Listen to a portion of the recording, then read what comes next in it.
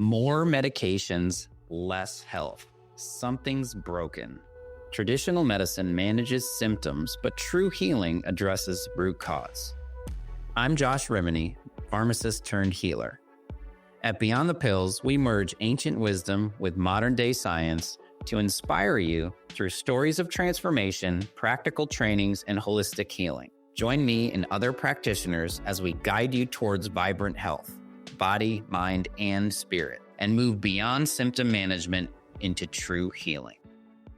Hello. Welcome back to this episode of Beyond the Pills. This podcast is where we journey through the intersection of ancient wisdom meets modern science, put together to uncover the essence of true healing, body, mind, and spirit.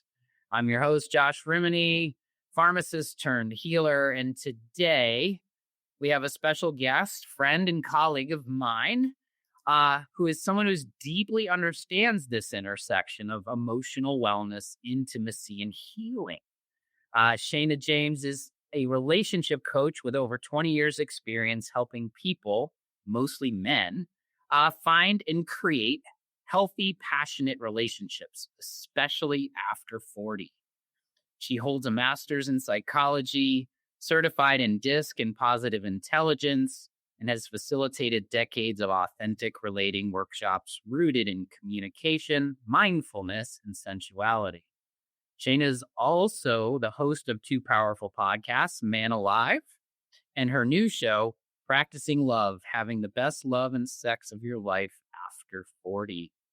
In her TED Talk, What 1,000 Men's Tears Reveal About the Crisis Between Men and Women, and her two books, Honest Sex and Power and Pleasure, explore the depths of real intimacy, emotional honesty, and what it takes to keep passion alive. Today, I'm excited. We're going to explore all this and how deep listening can be being truly seen, and communication can be a gateway to health, healing, and connection. Shana's message is very clear and real. Real intimacy might just be the path that takes us beyond things. So welcome to the show, Shana. Thank you for having me. I love that last part, that real intimacy might be one of the paths to beyond the pills. I was not going to put that in there. I was like, oh, maybe she won't like that part. And I'm so glad that I stuck with it. So I just love ready it. to go in your gut, right? Yes, there's something so powerful about it because I talk to many people who don't have real intimacy, which we can talk more about what that even is. But that sense of, not feeling close, not feeling supported, not feeling like someone has your back, not feeling understood, like there's misery in that and pain and suffering that happens that I think can lead people to more of that, right? What is the solution? But thinking more like you talk about in terms of pills versus that relational, emotional, spiritual component. Well, and I think that's a really great place to start today, because it's not, we had this conversation prior to our recording, like it's not that pills are unnecessary. Right. We've said that a lot, but we talked about this in another podcast, or maybe a conversation I had this week about like the numbing aspect, right? Because when you're talking about not having intimacy, not having connection, there's a pain associated to that we want to go away. We're pulling away from what doesn't feel good, the ickies, and we're drawing into what feels right. Yeah. And so the pills are really to dull the symptom or numb the pain, pain associated with not being seen or heard. And this has been your life's work. This has been your realization. I loved your podcast or your TED Talks because it was so, I was just like, I know we've had conversations and we've talked before because we're in the same circles, but it was like, oh, now I know why we're so connected, because you've been doing this work in such a positive way, especially for men. And we're both doing a lot with men's work right now. And I'm launching my programming and you have your programming, but you've been doing this for over 2 decades. So my little pepper question of here's your origin story coming out, right? What first led you to specialize in helping people in this way? Well, I would say going all the way back, my parents' relationship is one of, high conflict, high intensity. And I would often ask the question when I was young, like, do you really love each other? Is this what love is? And in my book, Honest Sex, I really, as I was writing it, I was like, how do I write about this in a way that's not, I don't want to throw my parents under the bus, right? But what I found was the surface symptoms of you're not doing this, you're not taking out the garbage, you're not helping me in the office, like all those complaints really have this deeper aspect of I'm not feeling supported, I'm not feeling understood, I'm not feeling known or connected with. And there was a part of me for a long time that was just like, screw relationship. Like, I do not need that. And if that's what it has to look like, I'm not doing it. So I really went on a lifelong quest of how could two people come together and stay alive and stay, uplifted and learn to love better and deeper and more in terms of both giving and receiving and, the whole of it. So that was definitely my, what would you call it? It was like I was catapulted, right? The wounded healer, the keep from that wound into, all right, let's figure this out. Well, the wound comes the gift, right? And if you dive into the gene keys, because that's what I'm doing right now, is like diving into the shadows that become your gift. And it's funny that you say that because and I want to explore this, and I'm exploring this with another person because I'm really big into my gene keys right now and into the Venus sequence, which is, people don't know about this. You can certainly learn about it, but I'm learning more about how my relationships react to those wounds and those core things. And my core wound is to be seen. Yeah. It literally, it is in my genetics, like the way and manner in which I'm seen shows up with my trigger. If I'm not seen, that is my number one. So it's funny how we all love to see this, but I'm really realizing like that's a big one for me. Yeah. Yeah. And right. And, as you're working with people and men and vitality and right, if you are not seen or known by the ones you love, that's a huge way that isolation shows up and loneliness. And people feel oftentimes lonelier in relationship than being single when it's like, oh, there's this person right here. It's so close. And yet we feel so far away. Explore that more, because I think that what you just did is, I think it resonates with people. Like when you think about it, like, because for me, it's one of those needs of being seen is also to be like, I know where I am in my authenticity now. I know that when I speak my truth and I'm going full in on my authenticity in my personal, professional life, my life, like that. But I always have that core need of like my wife, like really being behind me on that, right? Yeah. That part of like, and there's always these times where you listen and you're like, like I don't feel like she sees me, right? Yeah. And that's such a crucial part because you focus a lot on intimacy and connection for life after 40, right? Yep. Where that relationship has had turns and twists and sometimes energetic wounds and the things that happen in the relationship. We're not in the honeymoon phase anymore. Oh. There is no princess type thing. It's real life. And I've been and I think Esther Perel had a podcast about like what was it? That humans have 2 to 3 meaningful relationships in their lifspan, and sometimes that relationships with the same person. Right. Sometimes same person. So I might need to elaborate on that piece because I think that's the core to me, at least in my relationships, is as I'm working through my relationship with my wife, because it's always work, right? Is that piece where you're both evolving now as different, right? Yeah. But it still can be in the same. Well, okay. And sometimes because I am in the perimenopausal brain fog phase, we may have to you may have to bring me back to the question or on track. Yeah. But what I'm get curious about is for anyone listening and for you, if you don't feel seen, how do you then go about trying to be seen? Because most of us, when met with some kind of block or defense or vagueness, right? Like from the other person, we have our own wounds and triggers that come up, and then we defend and we block and we fight back.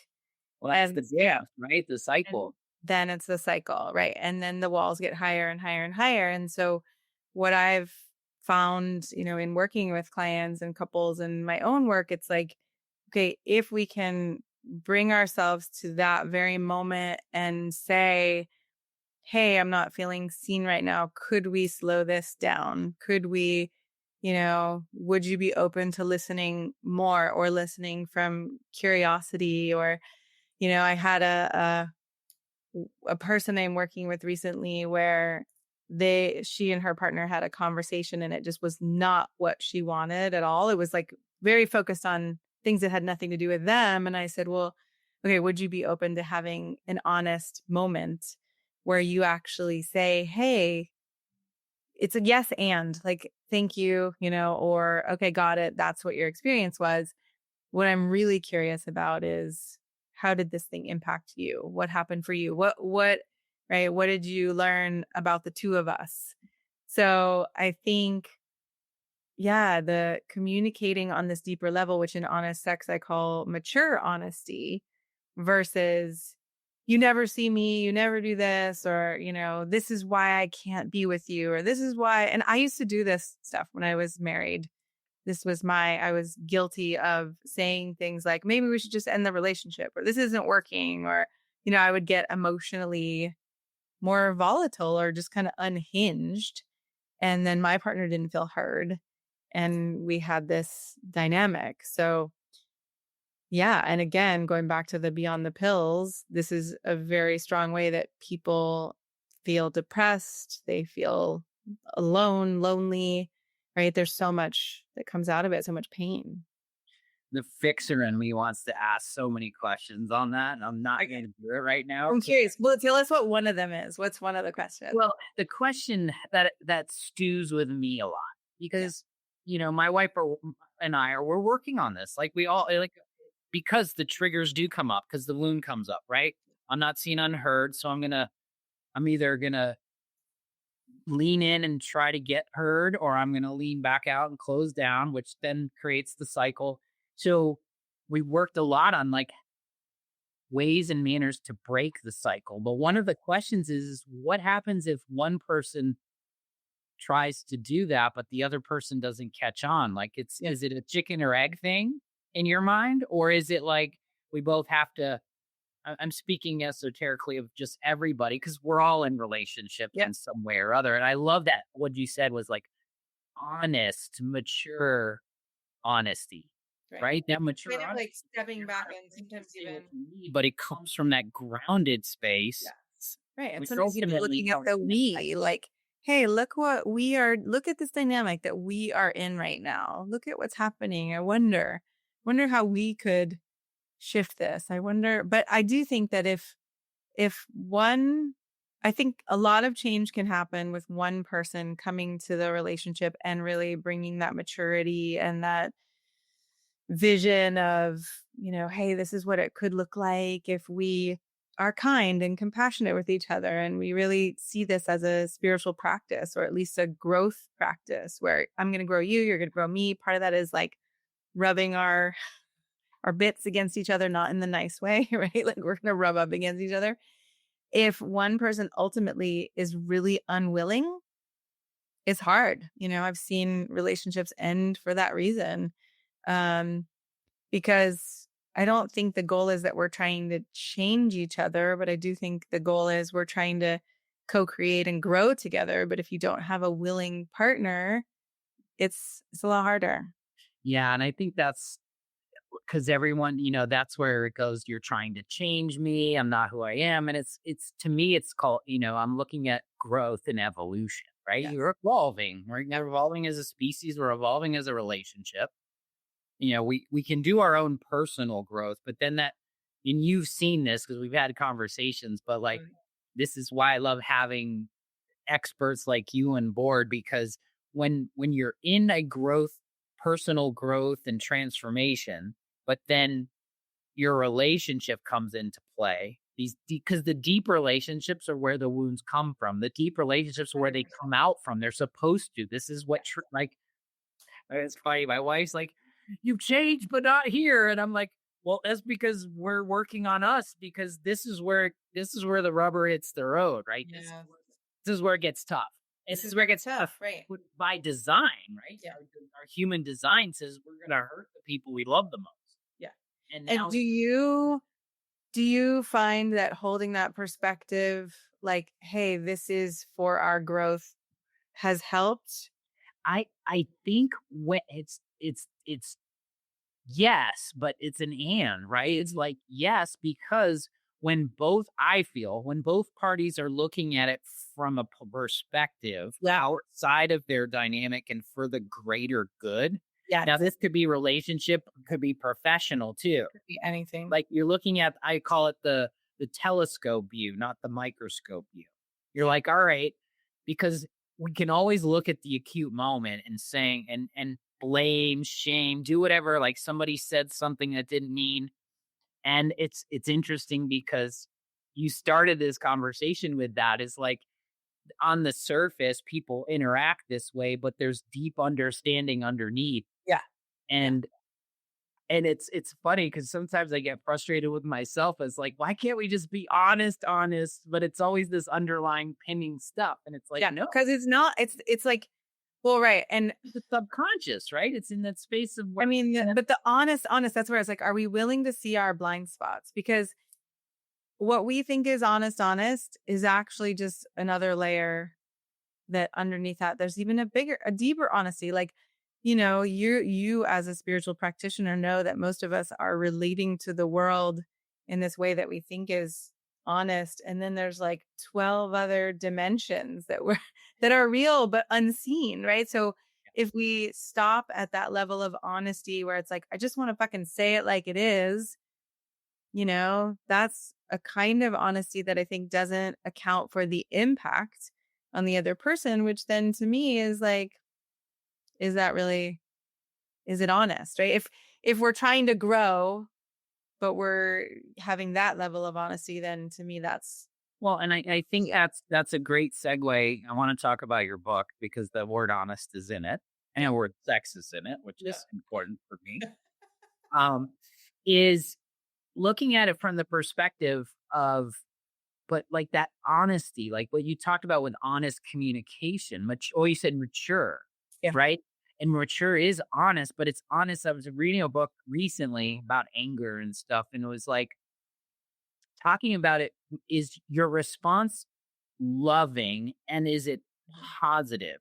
Like it's like, and that piece was really important because a lot of times we know we're not right, like something's not right. We've been wrong, right? But then what is our response? And if you ask yourself the question, like, hey, I'm frustrated or angry or I'm not being seen. But then that second question is, well, what is my response going to be? Yeah. And how is it going to affect?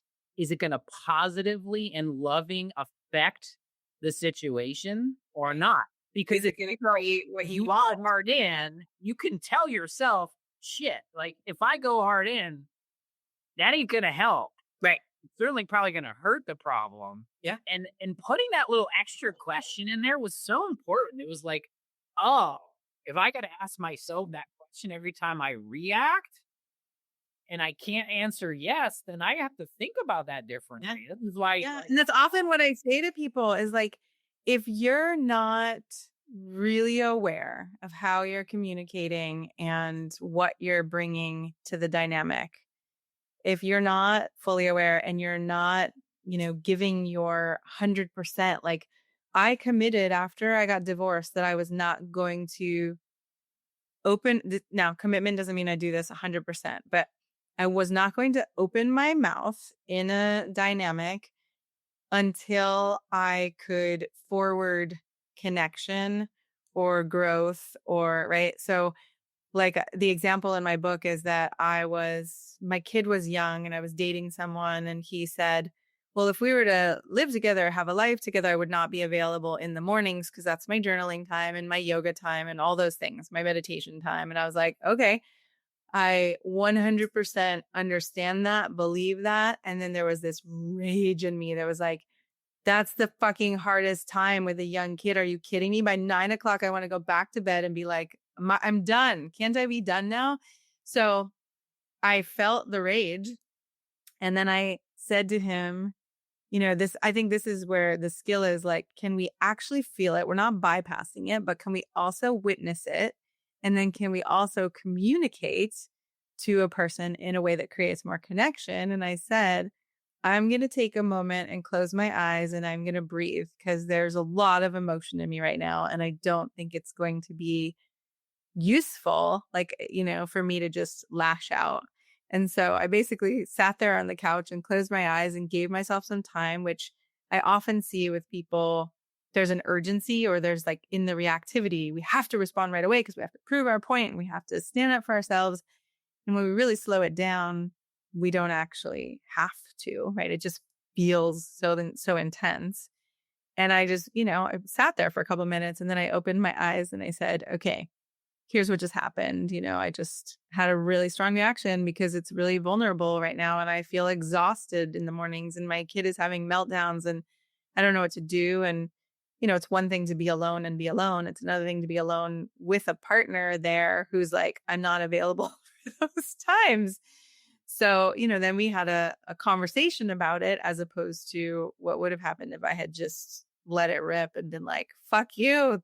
That's not okay. Yeah, deal with it. It's not going to, because then it invalidates both sides. So you did what I've been like, what I've taught to do, right? In these counseling sessions, but it's still, I want to know, but like here too, is like when you work with people, do you teach them how to move out of reaction mode and into respond mode? Yeah. Because to me, that's just me, and maybe it's a lot of other people too, is like, that's the hardest part is that trigger point where you got to make, it's not a conscious choice because those triggers coming out for a reason.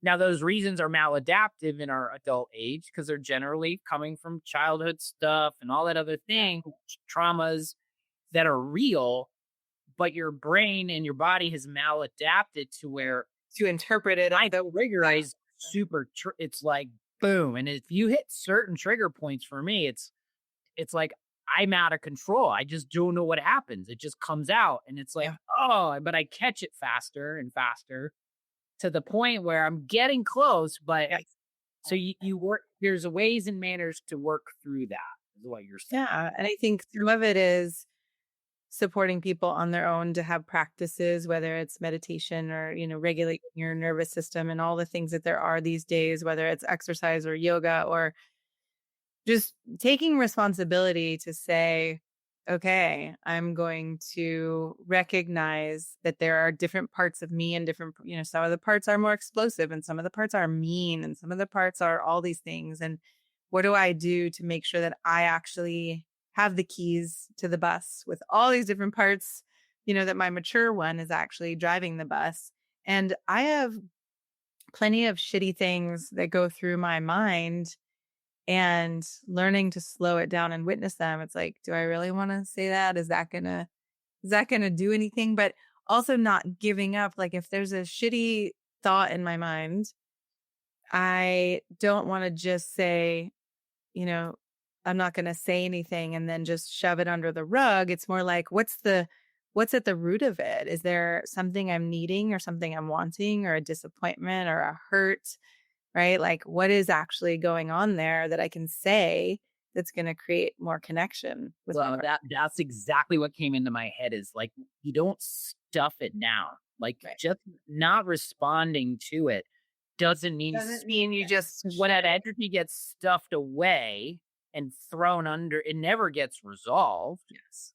So there's a way and manner in which to not express yourself outwardly, but healthy, let it move and slide, right? Yeah. I always think of it as the middle way, right? Because the reactive, explosive way is like, right, that's one end of the spectrum. The collapse, the I'm just going to suck it up and suck it in is the other The end of the spectrum, repressive way. right? And then the middle way is, oh, how do I kind of, Aikido with this? How do I dance with this? How do I be conscious and communicate and connect with someone about it instead of exploding or collapsing, shoving it in? I love that. So your book, Yeah. the book is called Honest Sex, Yes. which is such an interesting title. Like it makes me want to think more. I can't wait to dive into it. But what does honest sex mean to you, and why is it so healing? Yeah. Like what came from all it? What came from all of that? Like the name is like I've never heard those two words together. Together. I know. In a way that becomes regenerative in some positive light, in some way that becomes not like defense. So I want to just talk about it in general, and because to me, it's like it's not catchy. It's just like it's one of those things where I hadn't heard it before. Yeah. Ever. Right. I think people stop and they're like, wait, what? What is that? Exactly. But I mean, really, it's good way. yeah. Yeah. For me, there was a question of, okay, well, how do we keep relationships alive? Not just sex, but also passion and intimacy and connection and that sense of feeling understood and right, the emotional connection and realizing that the foundation of that I've found is this kind of mature honesty where we can then grow together and support each other. And as I feel into that part, right, I was like, okay, I have to be honest with myself first. And then how do I be honest with someone else or others? And I can't remember exactly as I was writing the book how this all came into be, but there was the question of what is sex honestly, or what is sex actually? And what I found is that the definitions in the dictionary were, I judged them very harshly as like so simple, mechanistic, right? oh my Yeah. God, yes, mechanistic, and also just like there's no gender inclusivity or sexual preference. It's like a penis and a vagina, like intercourse, that is what sex is. And it just, I was like, oh my God, what year are we in, right? This is ridiculous. So as I studied tantra and different ways of orgasmic meditation and different ways to explore sex, what I found was when we have this rigid or limited idea of what sex is and we're trying to get there, we leave all the other stuff out. It feels like all the other stuff is just a consolation prize as opposed to what it's like to be energetically connected with someone and to be emotionally connected with someone and even physically. But sex can be physical and not be intercourse. So my definition of what sex actually is a way of going beyond the goal orientation and and seeing how many ways can we connect and experience pleasure together with not just our physicality, but our physicality, our emotions, our energy bodies, our spiritual parts. And so then it becomes this, I call it 4-dimensional way of engaging and connecting. And when people think we're trying to get to intercourse and then say intercourse isn't happening, especially after 40, if our libidos are fading or our, bodies aren't working as well. I've had perimenopausal struggles, where intercourse is painful, but then it's like we can have sex in so many different ways. And when we expand that definition of what sex is, there's way more fulfillment that's possible and pleasure and intimacy that's possible. And so that was a part of it too. It's like, okay, how do we be honest? And how do we also be honest about our desires and what we want and the pleasure and not just be stuck in this limited box that our culture says this is how you have to have sex. Well, it's breaking the barriers of that cultural norm, Yeah. but in an honest way, like not in a like a weird, oh, this is just not going to work way, but you keep working through that angle of after 40, right? Where things slow down. It's not just a relationship thing, it's a physical, it's an energetic thing. Maybe there's some disconnect. What are the common reasons couples lose that trust and connection, and how do you help them rebuild that? Yeah. This is I a think big deal. Like, this is why we have more than one meaningful relationship in our lifespan. One, because when we were 100 years ago, we just didn't live this we didn't long. let We just had one. It was just like, that's it. Like, we don't have enough time in our time span. But now we do. we're evolving as a species. And there's so many people, especially in the ones that I've met in the like the spiritual growth space, they seem to be moving on into new relationships, sometimes with the same person, like I said, but also sometimes just because it evolves. So in your experience, you've worked with lots of people, thousands of men and people and just different ways with couples. But that to me is like, how do you root cause that, right? How do you move back from that? Well, that's where, to me, the honesty comes in, because as I started looking at what could keep a relationship alive for a lifetime, that's not to say that all relationships need to last for a lifetime. But if we want to try to keep a relationship alive for a lifetime, to me, there's no other way to do it than to have incredibly honest conversations, right? Where it's like, hey, this part of our dynamic I'm struggling with, and let's see what we can do with this. No blame, no shame, no attack. It's just, this is what's going on for me. I can admit, hey, I'm less attracted to you when this happens, or I feel less turned on when this happens.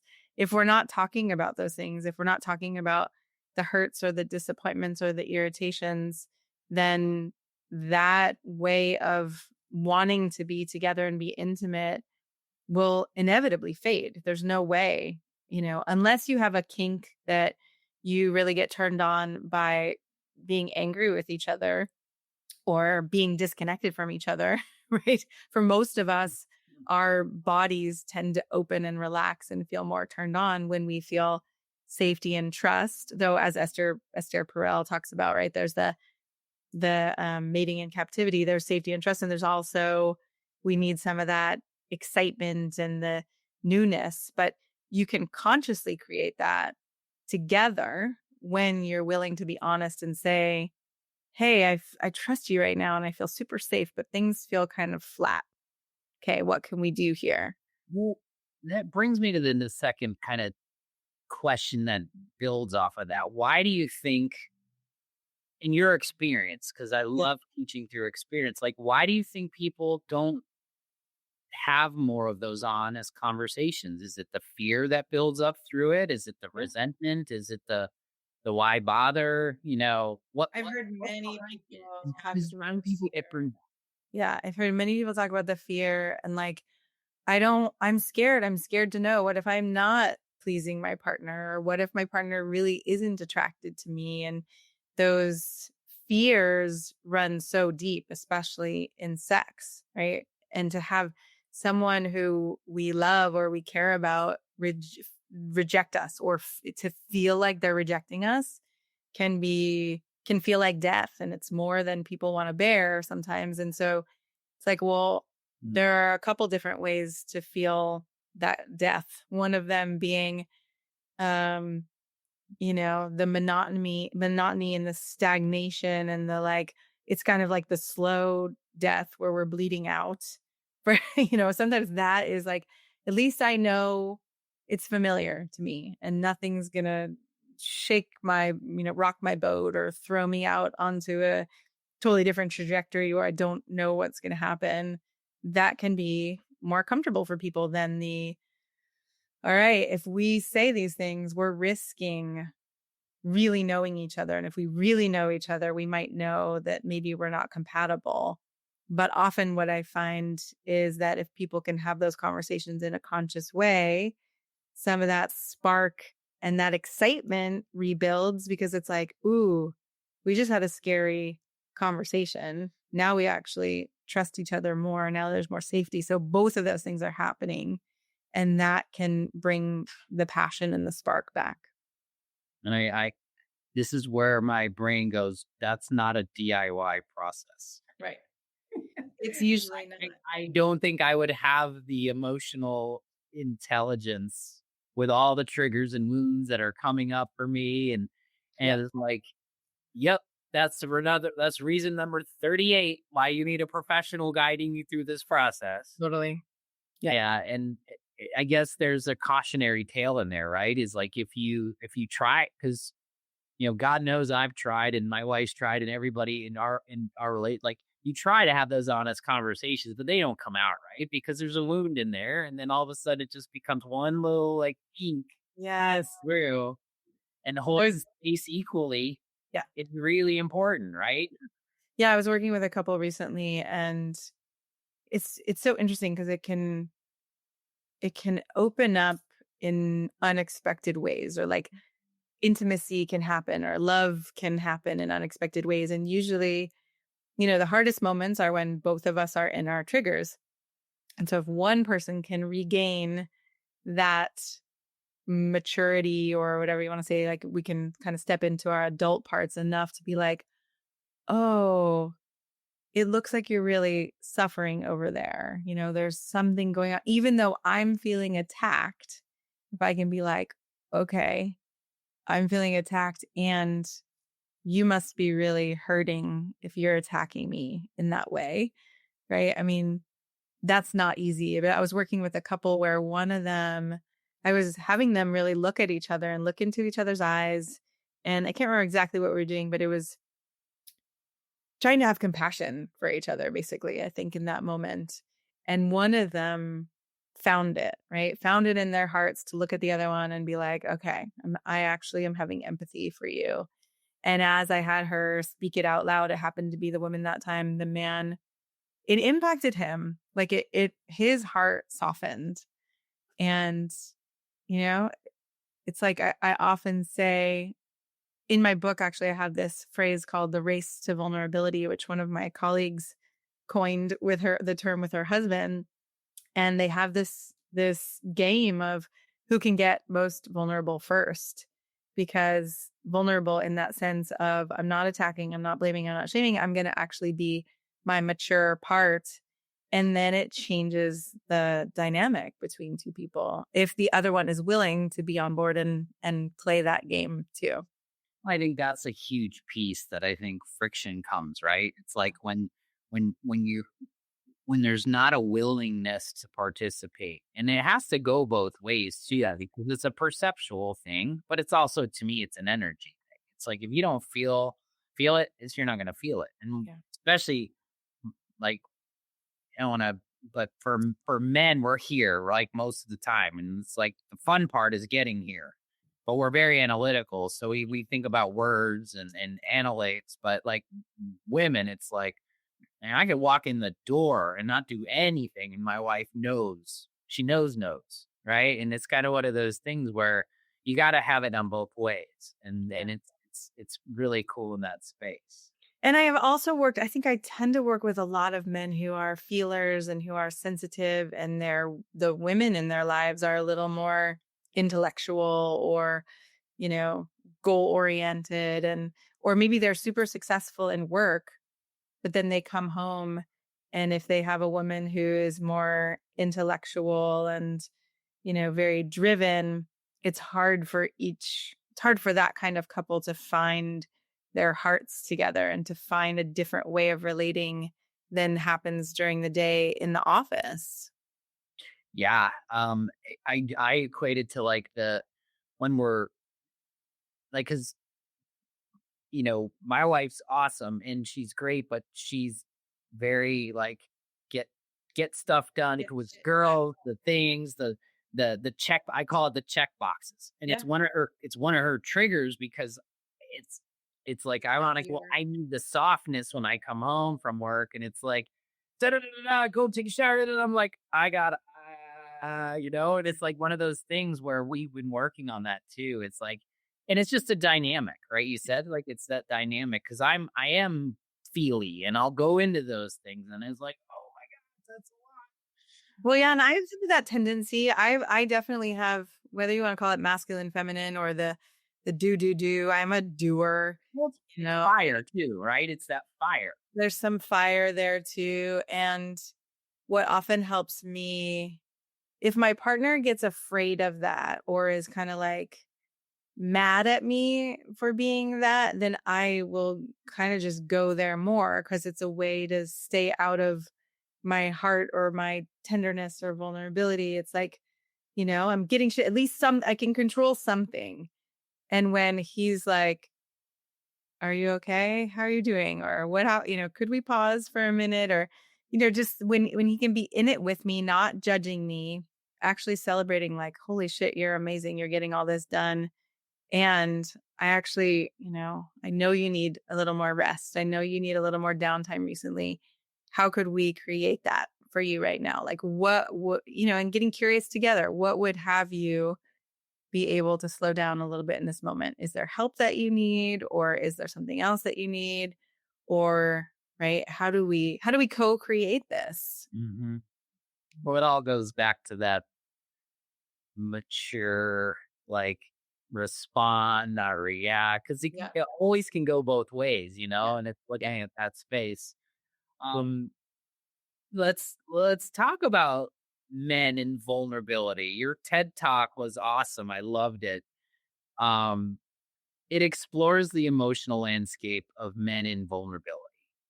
And you, those 1,000 men, like, what did they teach you about that deeper need beneath the surface? Because you've been working on this a lot, and you're in my groups, you're in my men's groups, you're in my things. Like, this is a big piece for a lot of men to teach. And I think your voice is very powerful here, especially coming from a woman. Like, tell us a little bit more about what inspired you for that TED Talks and like really what's underneath it, because I think it's really powerful. And we'll put the links in so people can see it. But when I saw, I was like, yep. I need more of those folks out there talking about this. Yeah. I mean, I think that what inspired me was realizing that it's not just tears, but I've had, it's probably 1,000 men or more like open their hearts, and many of them have cried in some moment or another with some kind of realization of, oh, I haven't felt seen or understood or supported, or any of the things, the pain, I'm scared of this, I'm hurting about this. And in our culture, most men, I would say, don't feel safe to open up about that and to let their tears or emotions be seen or heard or felt.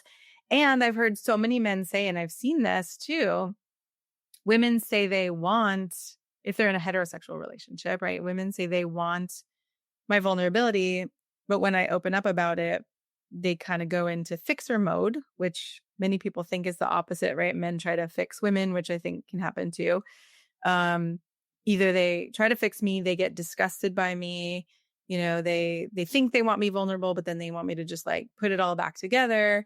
And so my sense of it is, the more we grow and evolve, the more we can take turns holding each other, right? Like, hey, you're feeling vulnerable about this.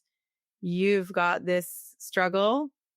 I can be with you. I can hold you. I can see you in your best and your highest and not judge you and not have all these stories that you're weak or you're bad, or now that you've cried in front of me, you're never going to be able to be that strong, powerful person again, right? And then vice versa. We can do the same for the other partner. And I think most people don't get to a place where they can have those kinds of relationships. And again, it's not always easy to get there by yourself. It takes often someone to guide or someone to say like, okay, do you see how you're impacting your partner right now and what's going on for you, with compassion, right? Let's explore this, not let's make you wrong and you need to do something different, but where's that coming from? What's going on in there? I love that.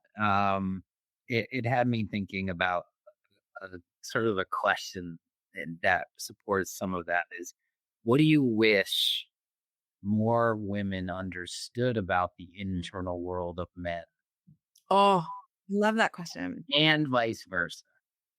Okay, so I wish that women understood that as you make space for a man's vulnerability, what often happens is he feels stronger. He feels like he doesn't have to hide parts of himself from you. Ooh. He, feels more like there's a release valve where he's not holding the world up on his shoulders and the only one and the responsible one. He gets to start to feel more like there is team and he's being held.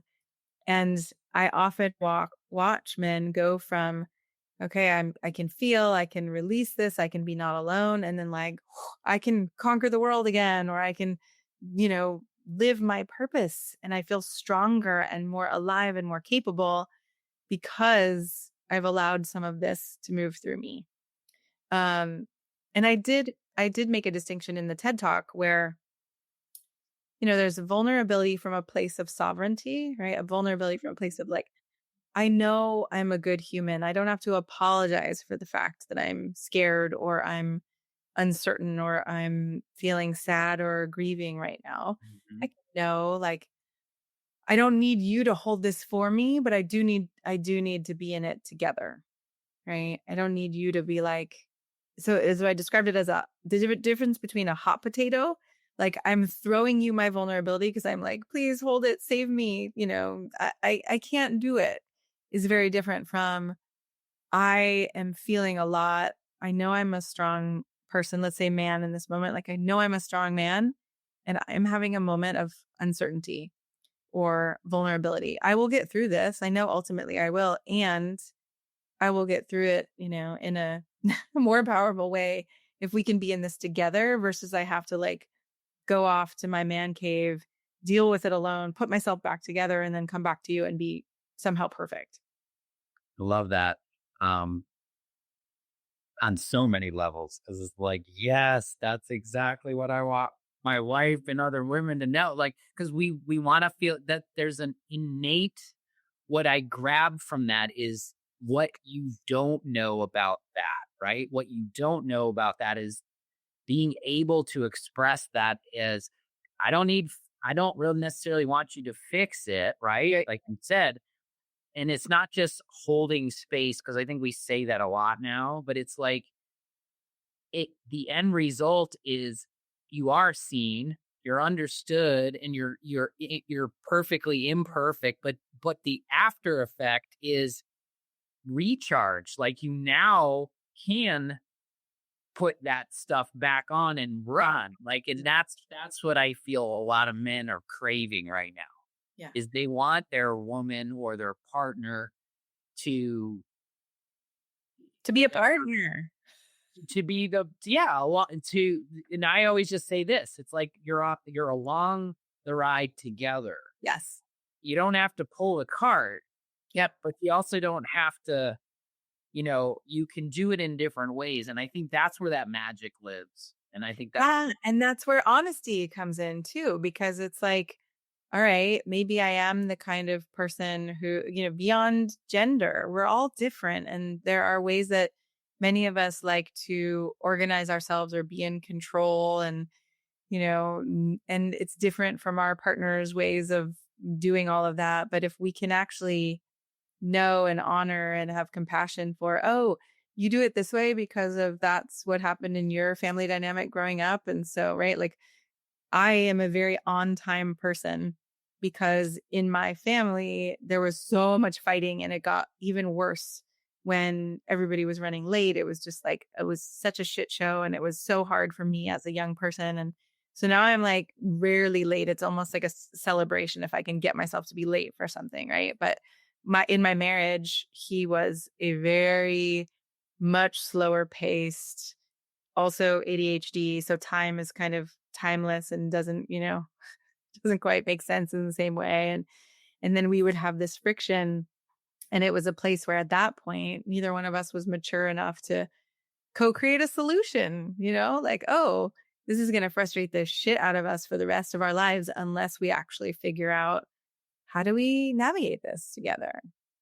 That's the key to the relationship, right? You got to live with each other. You can't just change his first because he's like, it's me. Like I'm flowy. It's like there's a thing going on, and I'm like routinely 3 minutes behind because I overstuffed my taco of my schedule. It's like Well, 3 minutes is kind of amazing versus, well, it's generally there, but it's like I don't know where it comes from, and I have ADD. I think I don't know. It doesn't matter. It's like, but that's me. It's like, and then my wife will the friction's there because she's like, you said you'd be here at 4, and I'm like, yeah, and so we play with it because it's that playfulness that I think really works, is because you could always go down that place, and then well, and yeah, that deeper place where it's like, okay, why does it bother someone so much? Usually we feel dishonored, disrespected.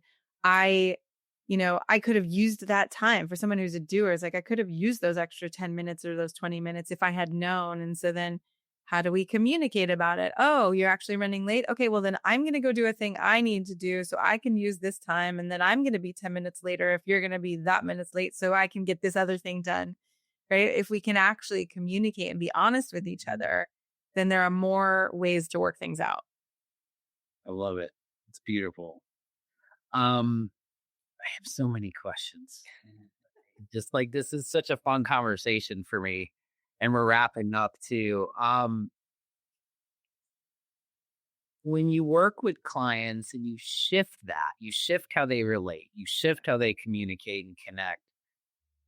How does this emotional and relational healing like ripple out into that physical health that you were talking about? Like, what comes first, right? It's like, do you communicate better?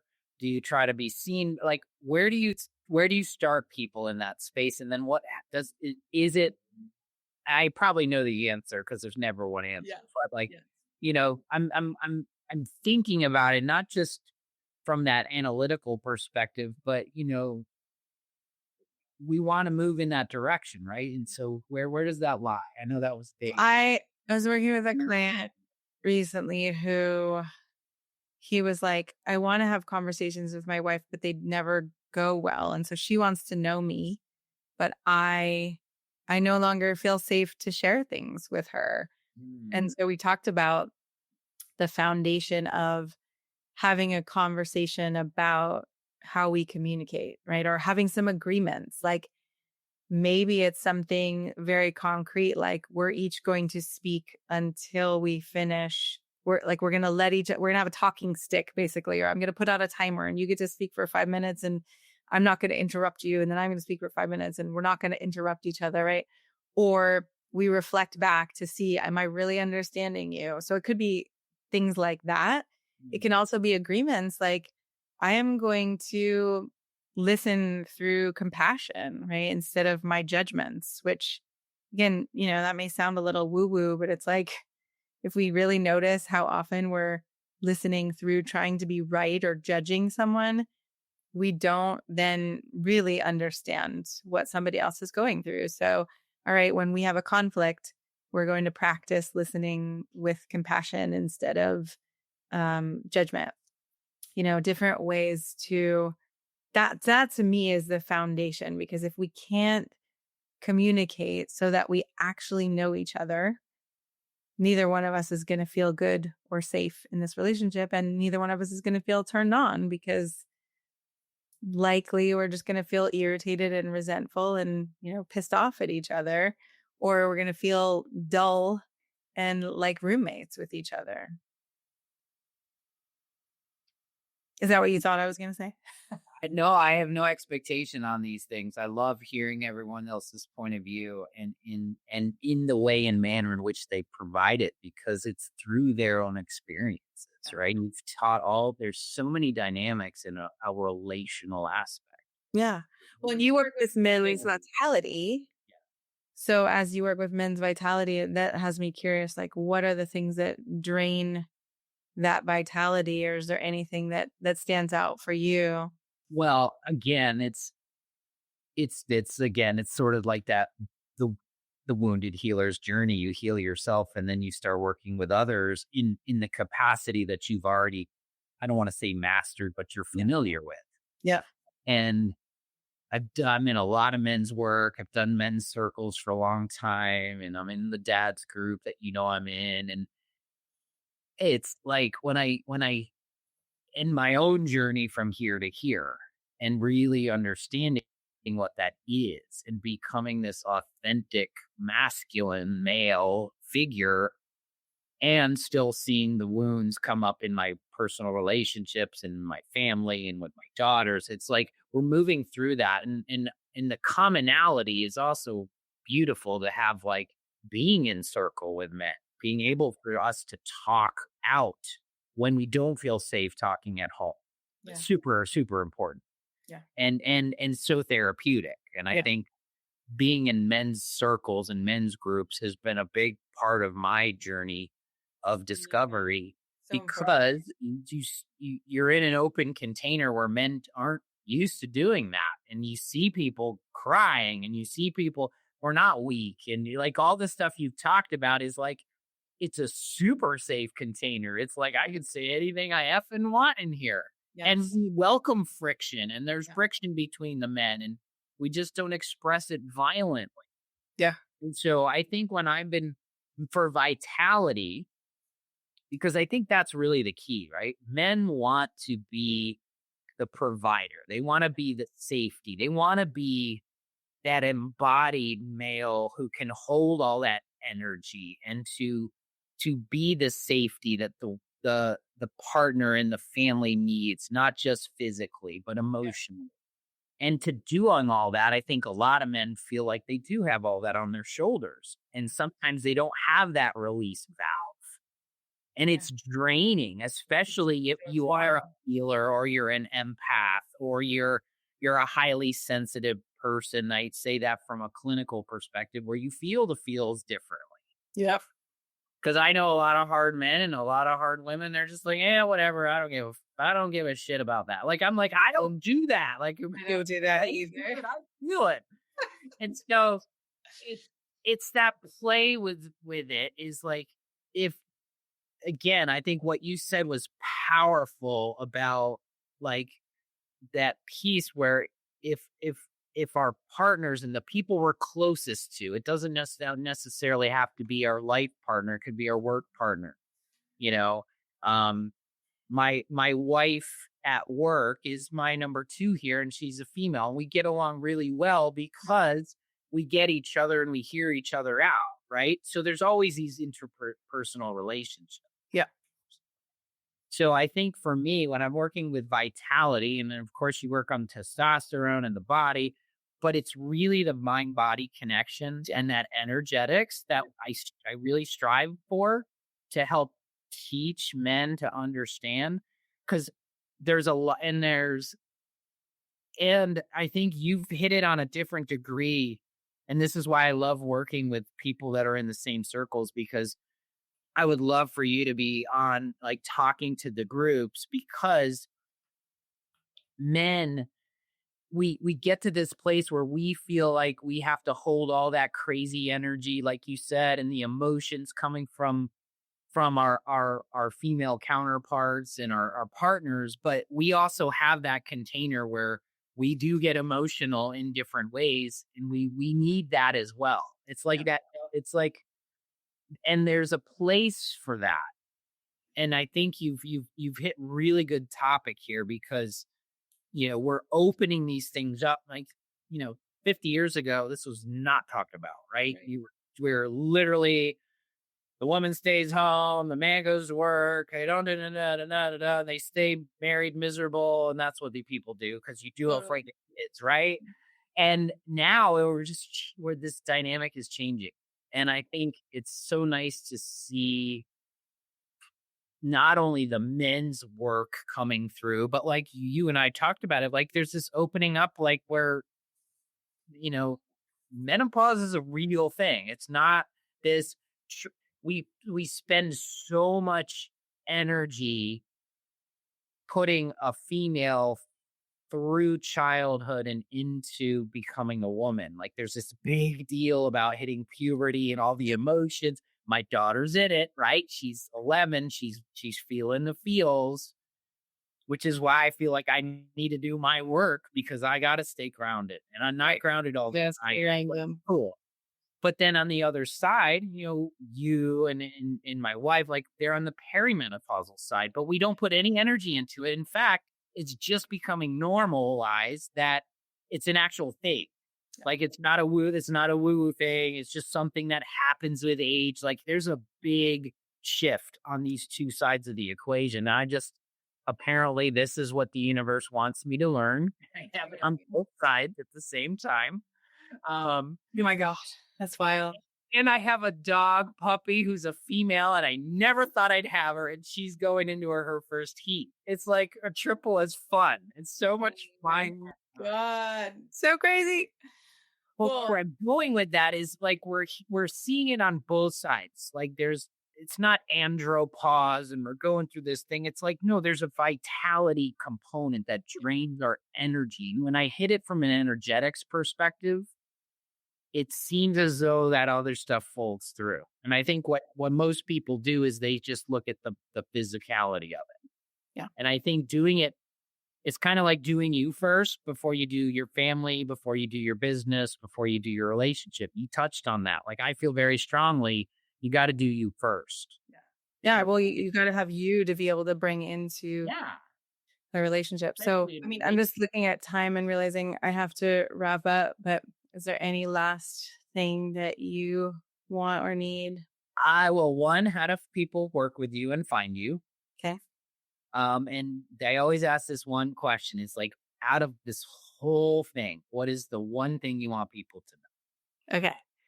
So to work with me, and one of the great ways that you can find my work is if you want to read the book, there's a free virtual copy. So if you go to shanajamescoaching.com/free, you get a free virtual copy of Honest Sex. And I also created a quiz around what are the blocks to having the best love and sex of your life, especially after 40. So that one is shanajamescoaching.com/quiz. And you can find my podcast, Man Alive, Practicing Love. I'm out there on all the podcast places. So definitely, and just reach out, Shana at shanajamescoaching.com if you have questions. Happy to answer them. I just go back to communication, and like, I guess underlying communication is that honesty with yourself. Can you give yourself permission to know what you need, know what you want, know what you like, don't like, what hurts you, what feels good, and then, be able to communicate that in a way that brings someone closer to you. And there's no shame in getting help because it is not an easy thing. Most of us were not taught this growing up. I love that. Thank you so much. Thank you for having me. I love beautiful, harmonic people. Like, just you're doing good in the world. You're doing it for the right reasons. There's no forcing in anything. It's just like when we first met, we instantly connected. It's because you're doing really good work. You're expressing yourself in such beautiful ways, and you're helping people in ways that we haven't helped people before. And that to me is just super powerful. So for me, thank you so much. Thank you. I love what you're doing. Of course, we no doubt will work together more. But thanks so much for showing up in the way that you do and helping men, helping relationships, helping women, and ultimately helping kids, because that's the deep part when you help adults. We can help our kids too. So thank you so much. Thank you so much. Go check her out. ShanaJamesCoaching.com. We got it all. I can't wait to dive into that book a little bit more. Thank you so much, my friend. You're welcome. Thank you. All right, guys, that's a wrap. Until next time, stay well. Thanks for joining me today on Beyond the Pills. If our mission to de-prescribe 10 million unnecessary medications resonates with you, share this episode, subscribe, and leave a review. Whether you're a practitioner or someone ready to reclaim your health, visit rx2wellness.com for free resources to begin your journey. Together, let's go beyond the pills and co-create a world of vibrant health and true healing. Until next time, live better and stay well.